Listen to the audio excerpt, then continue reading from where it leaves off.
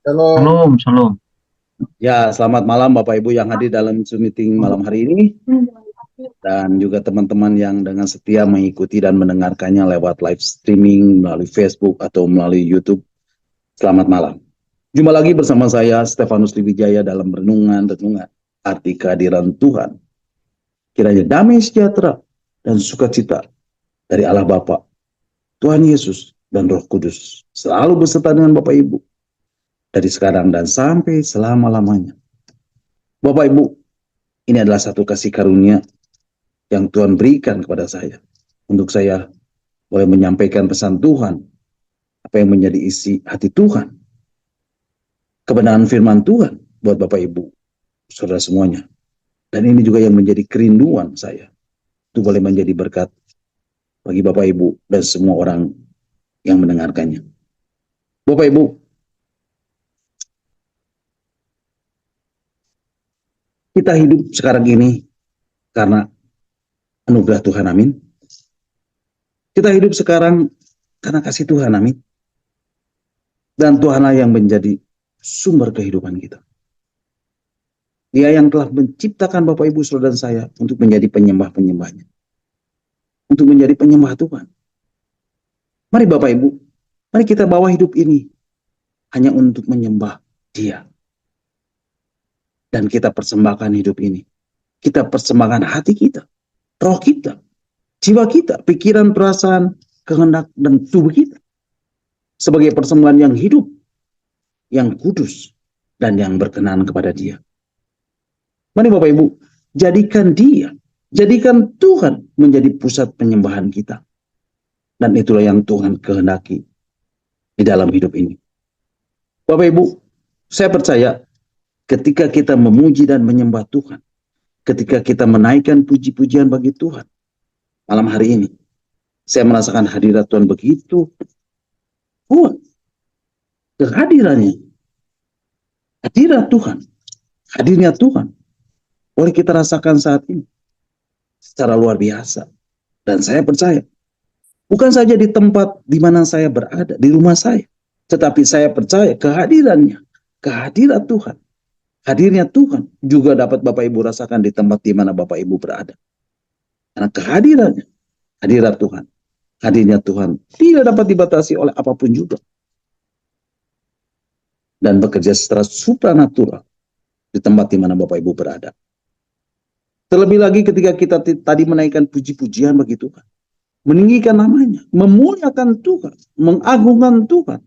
Dan saya percaya Tuhan bertahta di atas pujian umatnya. Di atas pujian Bapak Ibu Saudara saya.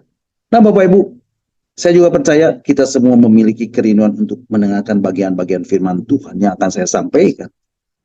Yang akan saya bagikan malam hari ini buat Bapak Ibu. Dan biarlah melalui kebenaran firman Tuhan ini, kita pun semakin bertumbuh di dalam pengenalan kita. Kan Tuhan, kan pribadinya. Dan semakin hari kita boleh semakin hidup kudus di hadapan Tuhan. Untuk menjadi serupa dengan Yesus yang menjadi teladan kita. Dan sempurna seperti Bapa yang adalah sempurna. Nah Bapak Ibu, malam hari ini kita akan kembali melanjutkan dan merenungkan tentang arti kehadiran Tuhan bagian yang ke-128. Dan Bapak Ibu bisa mendengarkan kembali renungan-renungan arti kehadiran Tuhan yang sudah saya sampaikan melalui link Facebook atau link YouTube yang sudah Pak Hen share melalui WhatsApp Discipleship at Zoom. Bapak Ibu, malam hari ini kita akan kembali membahas dan merenungkan bagian-bagian firman Tuhan tentang arti kehadiran Tuhan bagian yang ke-128. Dan malam hari ini saya masih beri tema kualitas penyembahan. Dan ini adalah bagian yang ke-6. Bapak Ibu siap terima firman Tuhan malam hari ini? Berapa banyak yang bilang, aku rindu pesanmu Tuhan malam hari ini. Katakan amin. Dan lambaikan. Haleluya. Nah Bapak Ibu, kita sudah belajar banyak tentang kualitas penyembahan di dalam renungan-renungan yang sudah saya sampaikan beberapa minggu berturut-turut. Sudah ada 7 poin yang sudah saya sampaikan. Dan malam hari ini kita masih di poin yang ke-7 dari kualitas penyembahan ini Bapak Ibu. Yang ke-7, kualitas penyembahan yang ke-7 adalah Bapak Ibu harus hidup semakin kudus di hadapan Tuhan. Nah Bapak Ibu, kenapa manusia berharga di mata Tuhan? Karena sesuatu yang paling berharga dari Tuhan, Dia taruh di hidup kita. Apa yang paling berharga itu Bapak Ibu? Kemuliaannya. Ya, kemuliaannya. Itulah yang paling berharga dari Tuhan. Tetapi ketika manusia jatuh ke dalam dosa, maka dikatakan kemuliaan Allah itu telah hilang. Ya, kemuliaannya itu telah hilang dari manusia. Tetapi syukur kepada Tuhan, karena kasih Tuhan yang begitu besar. Akhirnya Tuhan membuat satu covenant. Satu covenant yang baru, a new covenant. Satu perjanjian yang baru, satu pilihan yang agung, satu pilihan yang luhur, satu pilihan yang mulia. Tuhan mau menjadi manusia. Allah menjelma menjadi manusia. Tuhan turun dari sorga dan menjadi manusia. Karena Tuhan mengasihi manusia, mengasihi kita, mengasihi Bapak Ibu Saudara dan saya. Dan supaya kita kembali dan sampai kepada kemuliaannya yang semakin besar. Supaya kita kembali memiliki hubungan dengan Tuhan. Dan supaya kita dapat kembali menikmati kehadirannya. Menikmati hadirat Tuhan. Menikmati hadirnya Tuhan di dalam hidup ini. Dan inilah yang Tuhan kehendaki di dalam hidup kita. Bapak Ibu, ketahuilah juga bahwa Tuhan menciptakan manusia dengan satu tujuan. Yaitu kita diciptakan untuk menjadi penyembah-penyembah Tuhan.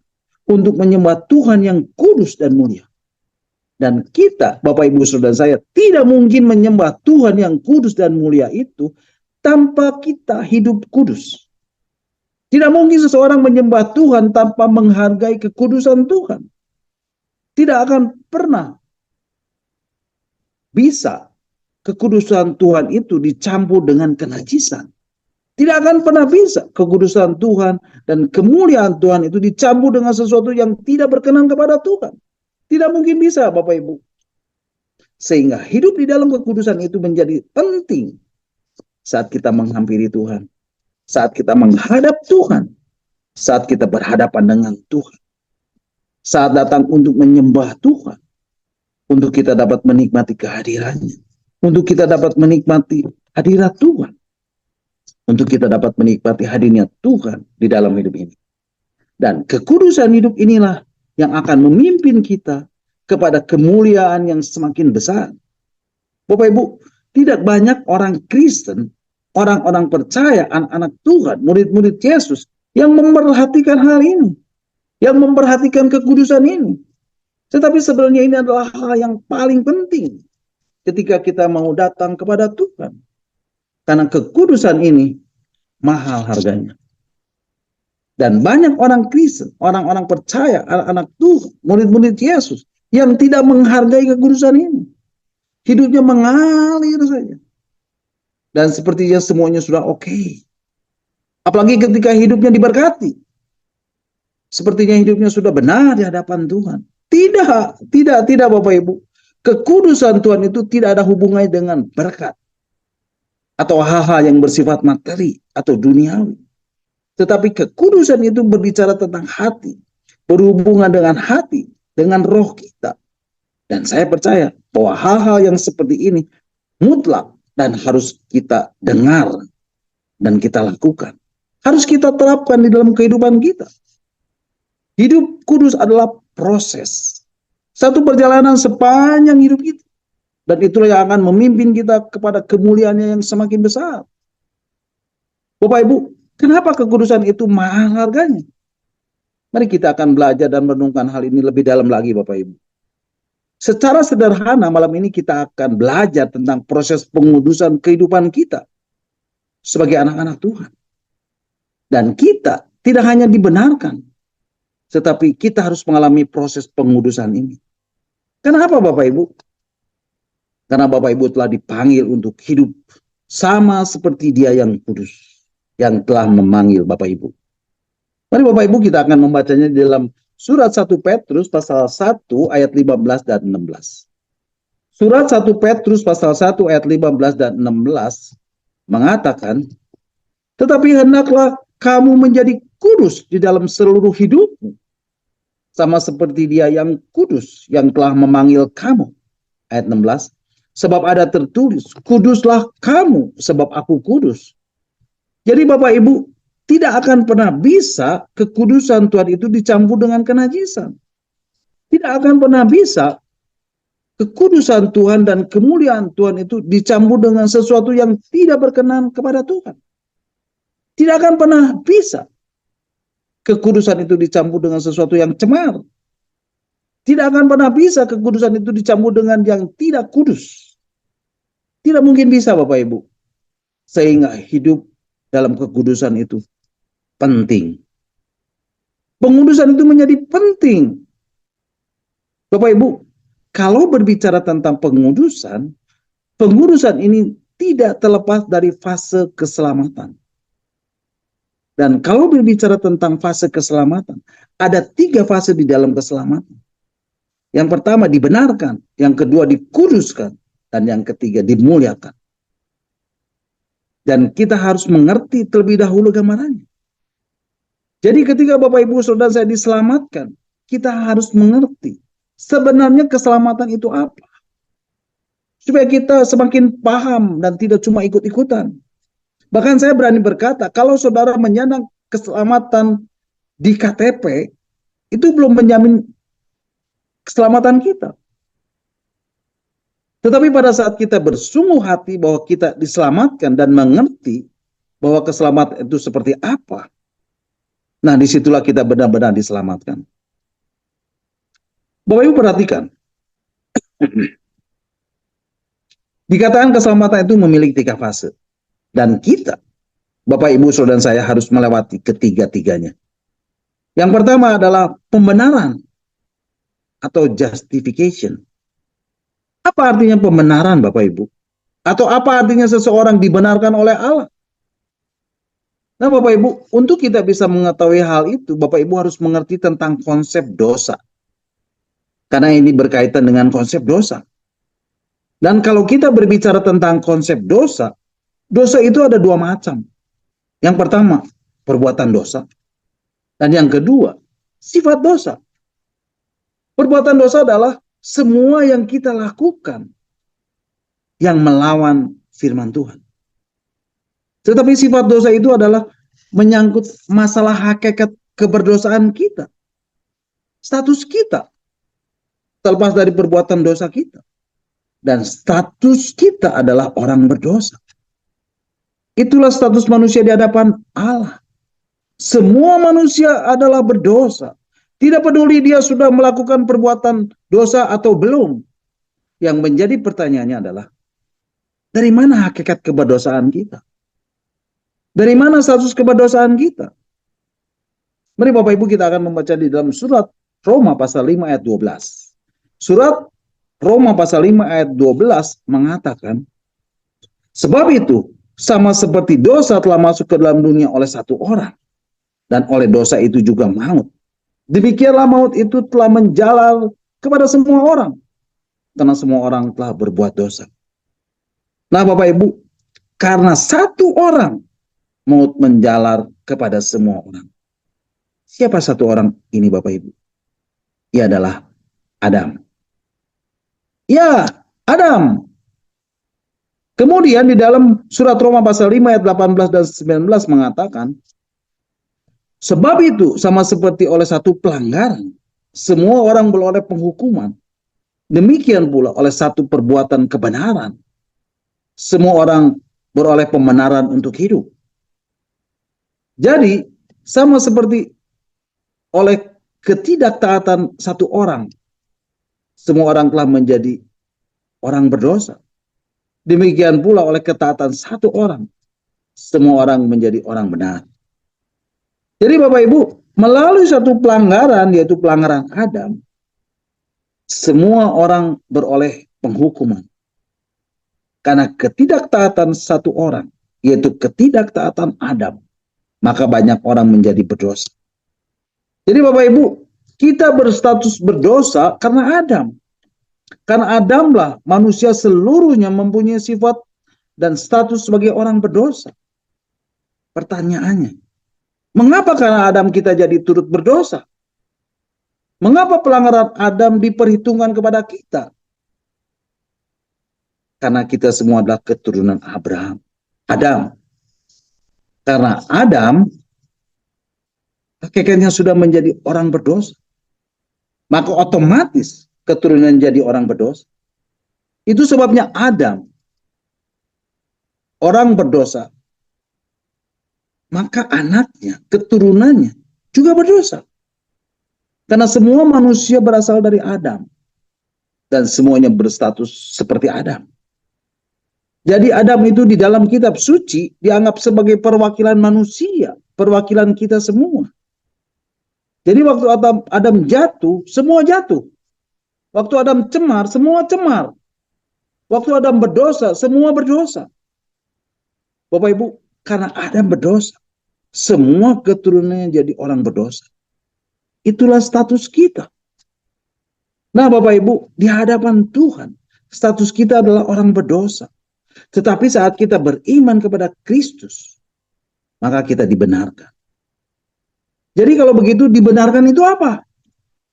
Dibenarkan itu artinya adalah satu pernyataan bahwa seseorang menang karena hukum.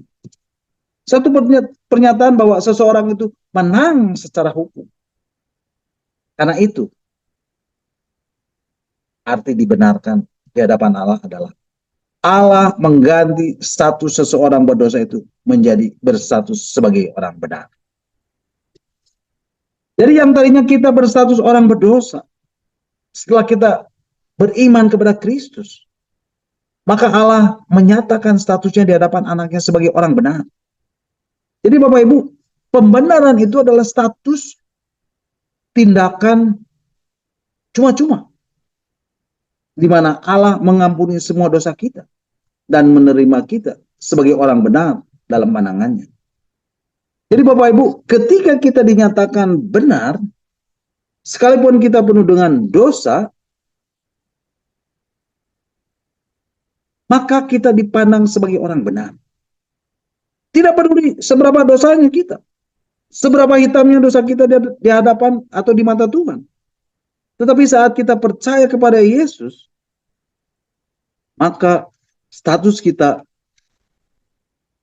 menjadi orang benar. Allah langsung melihat kita sebagai orang benar. Biarpun masih berdosa. Itulah pembenaran. Nah Bapak Ibu, saya percaya kita semua sudah dibenarkan dan diselamatkan pada saat kita percaya pada Yesus. Amin. Dan kita percaya bahwa Tuhan Yesus 2000 tahun yang lalu telah turun ke dunia untuk menjadi penembus dosa-dosa manusia. Untuk menebus dosa kita. Untuk menebus dosa Bapak Ibu Saudara dan saya. Darahnya yang tercurah di kayu salib. Darahnya yang mahal. Itulah yang menjadi, yang telah mengampuni semua dosa kita. Dan menerima kita sebagai orang benar dalam pandangannya. Jadi pembenaran adalah justification. Artinya, we have been saved from the penalty of sin. Artinya saat mengalami pembenaran, yaitu ketika Tuhan Yesus mati di kayu salib, disitulah kita diselamatkan. Disitulah saatnya Tuhan menyelamatkan kita dari penalty of sin, dari hukuman atas dosa. Karena firman Tuhan berkata di dalam surat Roma pasal 6 ayat yang ke-23. Mari Bapak Ibu kita akan membacanya. Di dalam surat Roma pasal 6 ayat 23. Firman Tuhan mengatakan, sebab upah dosa ialah maut, tetapi karunia Allah ialah hidup yang kekal dalam Kristus Yesus Tuhan kita. Artinya, barang siapa berdosa, pasti mendapat maut. Jadi seharusnya kita sadar, kita yang berdosa ini, kita manusia yang berdosa ini, kita harus menanggung maut. Tetapi justru karena pembenaran Allah atau justification Allah, kita tidak lagi menanggung hukuman maut itu. Makanya peristiwa kematian Yesus di kayu salib di situ menggambarkan bahwa Tuhan telah menanggung maut itu. Sehingga kita tidak perlu menanggung maut itu. Jadi upah dosa yang seharusnya kita tanggung tadi telah ditanggung oleh Yesus. Itulah pembenaran atau justification. Nah Bapak Ibu perhatikan. Setelah kita memulai pembenaran atau justification dari Allah, lewat percaya dan menerima Yesus sebagai juru selamat kita. lewat kematian Yesus di kayu salib dan melalui darahnya yang mahal harganya itu, yang telah tercurah di kayu salib. Artinya kita sudah disucikan dan dikuduskan oleh darah Yesus. Ini berarti kita sudah dipindahkan dari kerajaan kegelapan atau kerajaan penguasa angkasa ke kerajaan anaknya Yesus Kristus. Jadi pada fase pertama ini Allah yang melakukannya. Dan ini adalah momen pengudusan dan penyucian yang pertama. Dan iblis sudah dikalahkan oleh kuasa darah Yesus. Amin. Jadi ini adalah fase kita dipindahkan dari kerajaan kegelapan kepada kerajaan anaknya Yesus Kristus. Dan di saat yang sama pula, belenggu Bapak Ibu Saudara dan saya terhadap kuasa kegelapan itu diputuskan. Ya, belenggu itu diputuskan. Inilah fase pembenaran atau justification. Dan ini adalah momentum penyucian dan pengudusan yang pertama di dalam kehidupan kita. Di dalam kehidupan Bapak Ibu Saudara dan saya. Sebagai anak-anak Tuhan. Sebagai orang-orang Kristen. Sebagai orang-orang percaya. Sebagai murid Yesus. Kita disucikan, dikuduskan, dipindahkan, diputuskan hubungannya dengan kuasa kegelapan. Dengan kuasa dosa. Dan Bapak Ibu Saudara saya telah lunas dibayar. Amin. Jadi Bapak Ibu, yang pertama, justification ini adalah urutan waktunya pas. Artinya sudah berlalu dan sudah selesai. Dan sifatnya posisional kita atau posisi kita sudah diselamatkan. Dan kita bukan lagi hamba dosa. Kita bukan lagi miliknya dosa.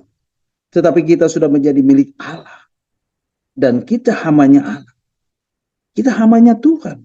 Itulah posisi kita. Dan itu adalah pembenaran.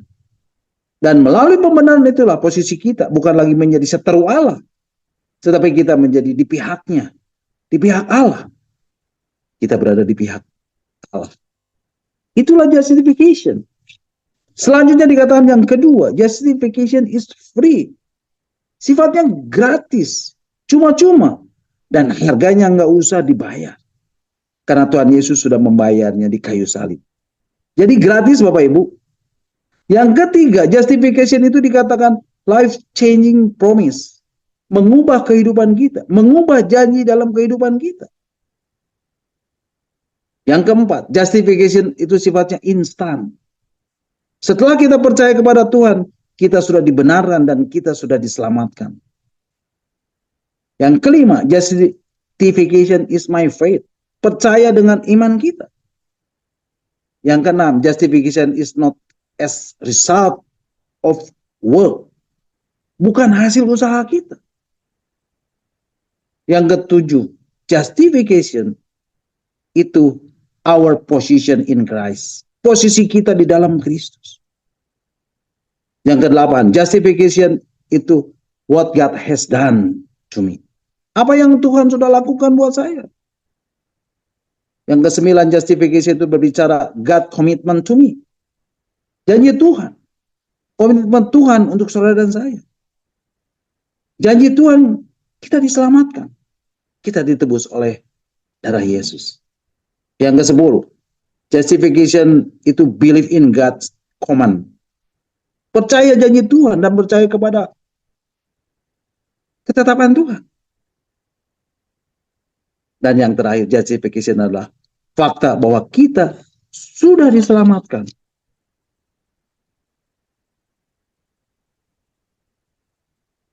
Yang ke-12, justification adalah gambaran kita, posisi kita di dalam kekristenan. Inilah fase pembenaran atau justification. Dan Bapak Ibu harus memahaminya dengan benar. Dan mengerti dengan benar tentang pembenaran ini. Yang kedua adalah pengudusan atau sanctification. Apa itu pengudusan atau sanctification? Bapak Ibu, ketika tadi Bapak Ibu saudara saya sudah dibenarkan, sudah mengalami pembenaran dari Allah, sudah mengalami justification dari Allah, ternyata keselamatan itu baru awal. Dan kita tidak lagi menanggung hukuman atas dosa kita. Dan kita telah lunas dibayar. Tetapi itu baru awal. Dan kita harus masuk ke fase berikutnya, yaitu fase kedua, yaitu fase pengudusan atau sanctification. We are saved by the power of sin. Nah, di sini secara singkatnya bahwa pengudusan atau sanctification itu adalah proses penyelamatan dari dosa. Jadi ternyata ini menjelaskan mengapa kita, Bapak Ibu Saudara saya, walau sudah diselamatkan oleh pengorbanan Tuhan Yesus di kayu salib, kita masih berdosa. Kadang kita masih jatuh dalam dosa. Kenapa Bapak Ibu? Karena dosa ternyata masih punya power. Karena dosa ternyata masih punya kuasa. Dan itu yang harus kita patahkan. Kuasa itu yang harus kita hilangkan. Karena kita telah memiliki jejak rekam kehidupan yang lama. Yang sulit untuk dihapus. Karena kita telah dibangun dan pernah mengalami bangunan yang lama di dalam hidup ini. Dan itu yang harus kita patahkan. Kuasa itu yang harus kita hilangkan. Supaya keselamatan itu menjadi utuh. Dan tentunya kita butuh bantuan. Kita butuh pertolongan. Bantuan dan pertolongan dari siapa Bapak Ibu? Perlu bantuan dan pertolongan dari Roh Kudus. Perlu bantuan dan pertolongan dari Tuhan. Amin. Dan ini semua sudah Tuhan berikan kepada kita. Ketika kita percaya dan menerima Yesus sebagai juru selamat kita. Kita sudah diberterai oleh Roh Kudus. Tadi Bapak Ibu kita akan membacanya di dalam surat Efesus pasal yang pertama ayat yang ke-13 dan ke-14. Surat Efesus pasal pertama ayat 13 dan 14 mengatakan, di dalam Dia kamu juga. Karena kamu telah mendengar firman kebenaran, yaitu Injil keselamatanmu. Di dalam Dia kamu juga. Ketika kamu percaya, dimeteraikan dengan Roh Kudus yang dijanjikannya itu. Ayat 14, dan Roh Kudus itu adalah jaminan bagian kita. Sampai kita memperoleh seluruhnya. Yaitu penebusan yang menjadikan kita milik Allah. Untuk memuji kemuliaannya. Bapak Ibu, dikatakan sampai kita memperoleh seluruhnya. Artinya apa Bapak Ibu? Artinya sampai kita memiliki keselamatan itu secara utuh. Yaitu penebusan yang menjadikan kita milik Allah. Jadi setelah kita memperoleh pembenaran atau justification dari Allah. Lewat percaya dan menerima Yesus sebagai juru selamat. Lewat kematian Yesus di kayu salib. Dan melalui darahnya yang mahal dan ya, harganya itu. Yang telah tercurah di kayu salib. Itu artinya kita sudah disucikan dan dikuduskan oleh darah Yesus. Bapak Ibu, inilah yang membuat kekudusan itu mahal harganya. Kita disucikan dan dikuduskan oleh darah Yesus yang mahal harganya. Dan ini berarti kita sudah dipindahkan dari kerajaan kegelapan, dari kerajaan penguasa angkasa ke kerajaan anaknya Yesus Kristus. Jadi pada fase pertama ini, Allah yang melakukannya. Dan ini adalah momen pengudusan dan penyucian yang pertama. Dan iblis sudah dikalahkan oleh kuasa darah Yesus. Amin. Jadi inilah fase kita dipindahkan dari kerajaan kegelapan kepada kerajaan anaknya. Yaitu Yesus Kristus. Dan di saat yang sama pula, belenggu Bapak Ibu, saudara dan saya, terhadap kuasa kegelapan diputuskan. Ya, belenggunya diputuskan. Inilah fase pembenaran atau justification. Dan inilah momen penyucian dan pengudusan di dalam roh. Dan yang pertama, dalam kehidupan kita, dalam kehidupan Bapak, Ibu, Saudara saya, sebagai anak-anak Tuhan, sebagai orang-orang Kristen, sebagai orang-orang percaya, sebagai murid-murid Yesus, kita disucikan, dikuduskan, dipindahkan, diputuskan hubungannya dengan kuasa kegelapan, dengan kuasa dosa, dan Bapak, Ibu, Saudara saya telah lunas dibayar. Amin. Nah, setelah pembenaran atau justification sudah selesai, sudah tuntas dan sudah dilakukan oleh Allah, sekarang saatnya kita masuk ke dalam fase yang kedua dari keselamatan ini, yaitu fase pengudusan atau sanctification. Apa itu pengudusan atau sanctification itu Bapak Ibu. Fase pengudusan ini adalah proses pengudusan. Dan ini adalah proses setiap hari. Sepanjang hidup kita. Dan inilah yang sering kita kerjakan. Dan inilah yang sedang kita kerjakan. Selama kita hidup di dunia ini. Bapak Ibu, fase keselamatan inilah yang harus kita kerjakan. Yaitu apa Bapak Ibu? Yaitu kita harus menguduskan diri kita. Menguduskan jiwa kita. Menguduskan diri kita dari pikiran, perasaan, dan kehendak kita. Yaitu dengan bantuan dari Roh Kudus. Dengan pertolongan dari Roh Kudus. Tetapi Bapak Ibu, hati-hati.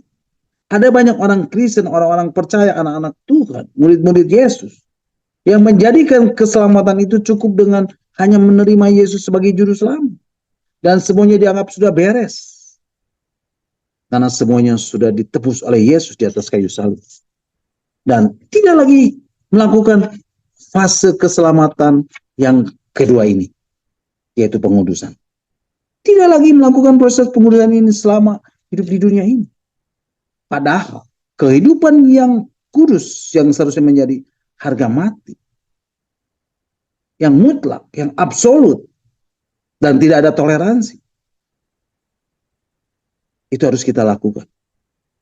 Mengapa hal ini jarang diperkarakan di dalam hidup ini? Padahal ini sesuatu yang sangat penting. Karena tidak ada orang yang dapat datang kepada Allah, yang dapat melihat Allah tanpa kekudusan. Sebab Allah itu kudus. Tetapi Bapak Ibu, yang sebenarnya yang harus kita mengerti, yang harus kita pahami, dan yang harus kita lakukan adalah bahwa kesucian dan kekudusan itu adalah suatu proses. Ya, proses sepanjang hidup. Dan ini yang menjadi masalahnya. Ketika kita hidup dengan pengertian yang salah tentang keselamatan ini, dan hidup dengan dimensi perspektif yang tidak tepat tentang keselamatan ini, maka kita akan hidup dalam satu keadaan di mana kita tidak melihat lagi kekudusan itu menjadi hal yang penting. Tetapi yang seharusnya adalah, atau syarat utama masuk ke tahta hadirat Tuhan adalah, karena Allah itu kudus, maka kita haruslah hidup kudus. Dan ini menjadi hal yang penting. Bapak Ibu, ketika kita memiliki pola pikir yang berbeda tentang keselamatan, dan seolah-olah semuanya sudah selesai karena sudah ditebus, sehingga kita tidak perlu lagi melakukan apa-apa, dan kita tidak perlu lagi mengambil bagian dalam keselamatan ini.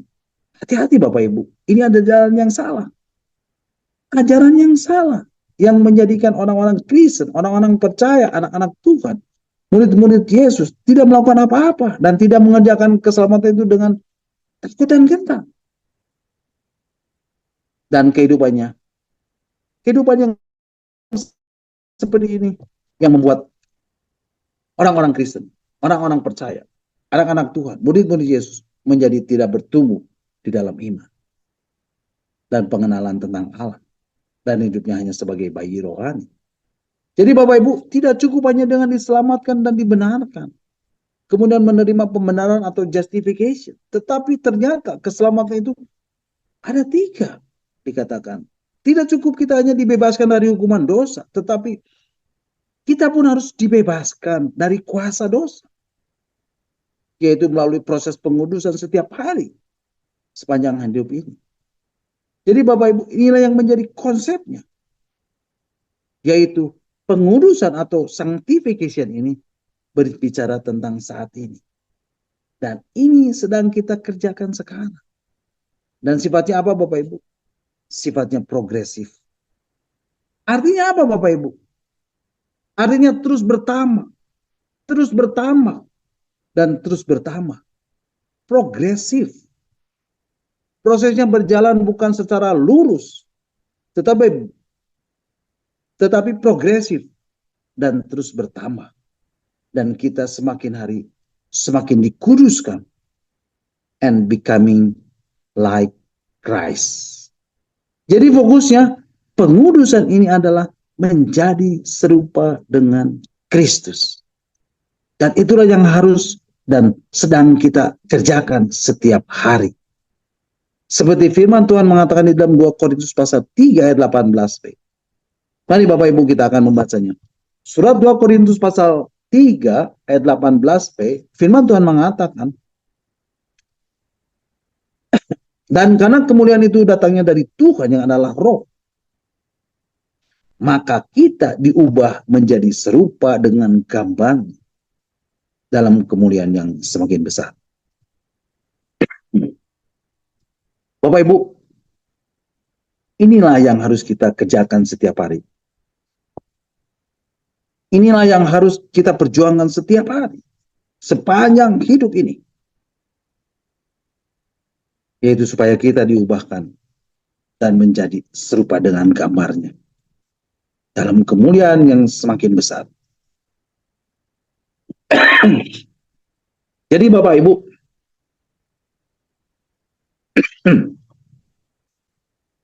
saat kita sudah mengerti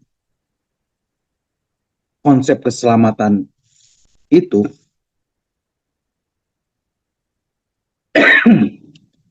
saat kita mengerti bahwa mengapa kita harus berdoa, mengapa kita harus membaca firman Tuhan, kenapa kita harus hidup baik, kenapa kita harus mengasihi sesama kita, bahkan mengasihi musuh kita, dan seterusnya, dan seterusnya, dan seterusnya. Semua yang kita lakukan ini adalah sebuah proses pengudusan atau sanctification. Dan ini harus terus kita kerjakan. Ini harus menjadi peringatan buat kita bahwa kita hidup di dunia ini adalah untuk proses ini, yaitu menjadi seperti Yesus. Nah, masalahnya Bapak Ibu, seringkali ketika kita hidup di dunia ini, kita mulai terlena dengan harta, kita mulai terlena dengan kekuasaan, dan kita mulai terlena dengan kesenangan-kesenangan duniawi. Seringkali akhirnya kita lupa bahwa hidup kita di dunia ini adalah proses pengudusan. Makanya nggak heran banyak orang-orang akhirnya jatuh dalam dosa. Banyak orang akhirnya binasa karena dosa. Karena lupa bahwa kita hidup di dunia ini adalah sebuah proses pengudusan. Bapak Ibu, kalau Bapak Ibu misalkan mau mendaftarkan diri dalam satu pertandingan lari maraton, misal itu diadakan 1 bulan lagi dengan hadiah yang sangat menarik, Bapak Ibu pasti melakukan apa? Latihan, bukan? Bapak Ibu pasti melatih diri, makan makanan yang bergizi, cukup minum, mempersiapkan sepatu, istirahat yang cukup, menjaga stamina, dan seterusnya, dan seterusnya, dan seterusnya. Pokoknya mempersiapkan sedemikian rupa. Bapak Ibu tidak akan menyia-nyiakan waktu itu, bukan? Tetapi Bapak Ibu akan mempergunakan waktu itu untuk melatih diri supaya ketika saatnya nanti, pada saat pertandingan Bapak Ibu dapat memenangkan pertandingan tersebut, betul? Begitu pula dengan kita. Ketika kita hidup di dunia ini, kita percaya proses pengudusan ini adalah proses latihan kita. Dan seharusnya lah kita memperjuangkan waktu ini dengan baik. Supaya nanti ketika Tuhan Yesus datang untuk yang kedua kalinya, kita didapati serupa dengan Dia. Dan kita siap untuk dimuliakan. Nah, sekali lagi, masalahnya seringkali kita lupa. Hidup kita mengalir saja. Dan tidak mempergunakan waktu itu sebagai kesempatan untuk melatih diri kita. Untuk hidup di dalam proses pengudusan setiap hari. Sepanjang hidup ini. Dan kita juga seringkali lupa bahwa yang namanya proses pengudusan itu menyakitkan. Seperti tadi sudah saya ibaratkan, ketika kita mengikuti lomba-lomba maraton, lomba lari maraton.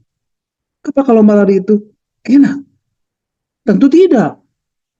Dalam latihan itu tentu ada harga yang harus dibayar. Harus bangun pagi, pagi hari sudah harus berlatih lari. Lari juga capek Bapak Ibu. Pagi hari, akhirnya apa? Bangun pagi, ngopi, dengar musik, dan seterusnya, dan seterusnya, dan seterusnya. Bapak Ibu, kita harus tinggalkan itu semua dan harus berlatih. Begitu pula dengan proses pengudusan. Artinya apa Bapak Ibu? Kita harus ingat selama di dunia ini kita harus siap menderita. Di dalam proses pengudusan itu ada harga yang harus dibayar. Apa itu Bapak Ibu? Menyangkal diri dan memikul salib. Bapak Ibu, apa itu menyangkal diri? Menyangkal diri adalah sesuatu yang berhubungan dengan ego kita. Sesuatu yang berhubungan dengan kehendak kita. Inilah menyangkal diri Bapak Ibu. Dan semua ini harus kita buang. Kemudian dikatakan memikul salib. Memikul salib adalah sesuatu hal yang kita alami. Dan bukan karena kesalahan kita. Tetapi karena nama Kristus. Itulah memikul salib. Nah, mari kita baca di dalam surat 1 Korintus pasal yang keempat ayat 9 sampai ke-13. Bapak Ibu, ini perkataan Rasul Paulus kepada jemaat di Korintus, Bapak Ibu. Dan ini juga firman Tuhan buat kita. 1 Korintus pasal 4 ayat 9 sampai 13 mengatakan, sebab menurut pendapatku, Allah memberikan kepada kami para rasul tempat yang paling rendah. Sama seperti orang-orang yang telah dijatuhi hukuman mati. Sebab kami telah menjadi tontonan bagi dunia. Bagi malaikat-malaikat dan bagi manusia. Ayat 10. Kami bodoh oleh karena Kristus. Tetapi kamu arif dalam Kristus. Kami lemah. Tetapi kamu kuat. Kamu mulia. Tetapi kami hina. Sampai pada saat ini. Kami lapar, haus, telanjang, dipukul, dan hidup mengembara. Kami melakukan pekerjaan tangan yang berat. Kalau kami dimaki, kami memberkati. Kalau kami dianiaya, kami sabar. Kalau kami difitnah, kami tetap menjawab dengan ramah. Kami telah menjadi sama dengan sampah dunia. Sama dengan kotoran dari segala sesuatu. Sampai pada saat ini. Jadi Bapak Ibu, dari ayat ini kita menyadari bahwa ini adalah satu kenyataan yang harus kita terima. Bahwa kalau dunia menjahati kita, orang-orang dunia mau berbuat jahat kepada kita, kita harus tetap mengasihi. Seperti yang telah diajarkan Tuhan Yesus. Kita harus lemah lembut dan rendah hati. Jadi Bapak Ibu, ini adalah sebuah bad news atau good news. Bahwa kita harus menderita di dunia ini. Mungkin bagi orang yang tidak percaya, bagi orang-orang yang tidak mengenal kasih Tuhan, ini adalah bad news. Karena hidup ini cuma sekali. Jadi kenapa kita harus menderita? Bapak Ibu, orang-orang yang seperti ini akhirnya apa?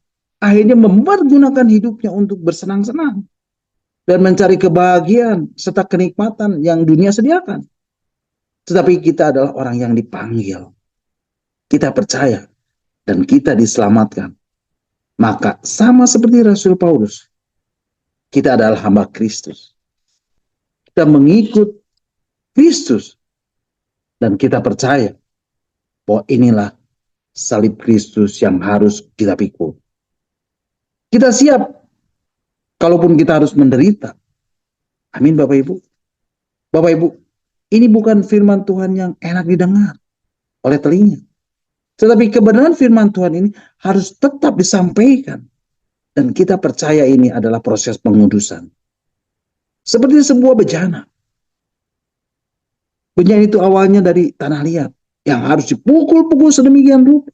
Yang harus dibentuk oleh tangan penciptanya. Supaya akhirnya menjadi bejana yang bagus. Dan menjadi bejana yang berfungsi dengan baik. Begitu pula dengan kita. Kita ini dari tanah liat. Kita ini dari tanah. Dan kita harus seperti bejana tadi. Rela dibentuk sedemikian rupa. Betul saat dibentuk itu nggak enak. Ada sakit yang harus kita alami. Tetapi itu adalah satu proses. Supaya nanti kita menuju pada kemuliaannya yang kekal. Jadi ini adalah sebuah good news buat kita. Amin. Bapak Ibu, di dalam surat 1 Korintus pasal 1 ayat 18, mari kita akan baca surat 1 Korintus pasal 1 ayat 18. Firman Tuhan dengan tegas mengatakan, sebab pemberitaan tentang salib memang adalah kebodohan bagi mereka yang akan binasa. Tetapi bagi kita yang diselamatkan, pemberitaan itu adalah kekuatan Allah. Jadi Bapak Ibu, firman Tuhan menegaskan, sebab pemberitaan tentang salib memang kebodohan bagi mereka yang akan binasa. Bapak Ibu, seperti yang sudah saya katakan tadi, bagi dunia yang tidak mengerti, keselamatan ini adalah sebuah kebodohan. Kenapa kau hidup hanya sekali, malah hidup menderita? Tapi bagi kita, apa Bapak Ibu? Tetapi bagi kita yang diselamatkan, pemberitaan itu adalah kekuatan Allah. Pemberitaan salib adalah kekuatan Allah. Amin. Itulah proses pengudusan itu, atau sanctification. Inilah proses yang harus kita kerjakan. Ada harga yang harus kita bayar. Dan ada kemuliaan Tuhan yang sudah Tuhan sediakan buat Bapak Ibu, saudara dan saya. Amin. God bless you all. Nah, Bapak Ibu, sampai di sini dulu renungan kita malam hari ini. Dan di akhir renungan ini, saya mau naikkan satu pujian. Kaulah pusat penyembahanmu. Pujian ini sangat luar biasa, Bapak Ibu. Dikatakan, ku hidup karena anugerahmu. Inilah justification. Ku hidup karena kasihmu. Kaulah yang menjadi sumber kehidupanku. Ku hidup untuk menyembahmu. Ku hidup untuk menyenangkanmu. Kaulah pusat penyembahanku. Kau yang layak untuk disembah di dalam roh dan kebenaran. Kau yang layak untuk disembah, ditinggikan untuk selama-lamanya. Mari Bapak Ibu, kita akan angkat pujian ini bersama-sama sebagai penyembahan kita, sebagai persembahan yang terbaik yang boleh kita persembahkan bagi Raja kita, Yesus Kristus, Tuhan dan Allah kita. Amin. Mari kita naikkan pujian ini bersama.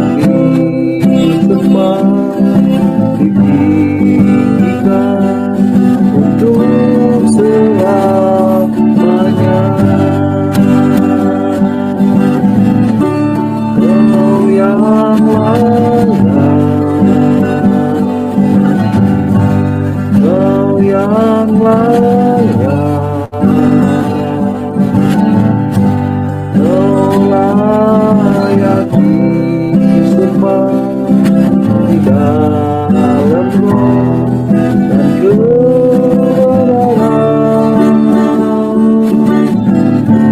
Kau yang layak, Kau yang layak,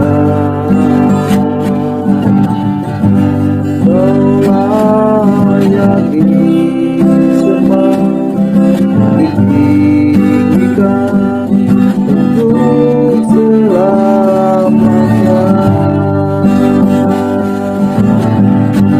Kau layak disembah, ditinggikan untuk selamanya.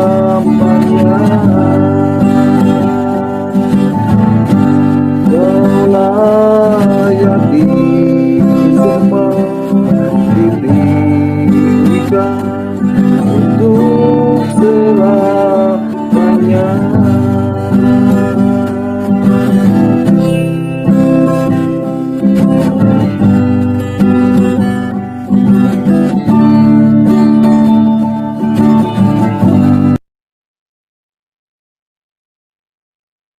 Amin. Haleluya. Terpujilah Tuhan. Segala kemuliaan hanya bagi Tuhan. Nah, Bapak Ibu, sampai di sini dulu renungan kita malam hari ini. Dan saya percaya setiap firman Tuhan, setiap kebenaran ini akan mengubah hidup Bapak Ibu, saudara dan saya. Dia adalah firman yang hidup, dia adalah firman yang kuat, dia adalah firman yang tajam, yang menembus setiap dimensi. Apapun sekalipun, walaupun bagaimanapun itu Bapak Ibu, saudara dan saya. Dan percayalah ketika Bapak Ibu hidup dan mencari kerajaan Allah dan kebenarannya, maka semuanya akan ditambahkan kepadamu. Amin. God bless you all. Nah, silakan Bapak Ibu, kalau ada yang mau menambahkan atau ada yang mau bertanya, nanti Pak Heinz dan Pastor Lepri yang akan menjawabnya. Amin. Puji Tuhan. Mari Bapak Ibu, kita akan bersyukur buat renungan yang sudah kita dengar dan yang sudah saya sampaikan, dan kita akan berdoa.